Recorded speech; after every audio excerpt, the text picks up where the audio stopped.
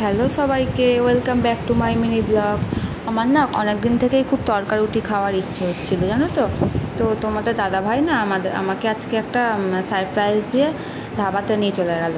তো সেখানে তরকা রুটি, কাঁচা লঙ্কা, কাঁচা পেঁয়াজ আর একটা আমের চাটনি দিয়েছিল। তো সেই আমের চাটনিটা আমরা খাইনি। তো ছেলে মেয়ে একটু হাই করে দিল, দেখো দুজনই হাই করে দিল।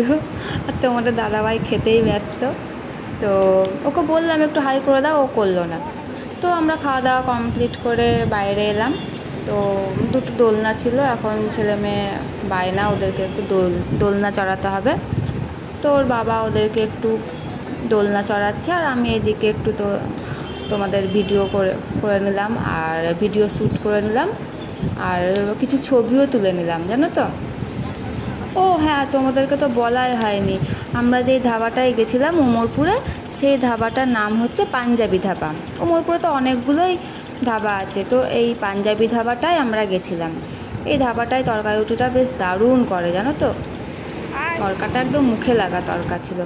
তো বাড়ি এসে আমরা 7 আপ খেয়ে নিলাম একটু, আর তোমাদের দাদাভাই তো ফোন দেখতেই ব্যস্ত। ছেলে মেয়ে সবাই মিলে একটু 7 আপ খেয়ে নিলাম।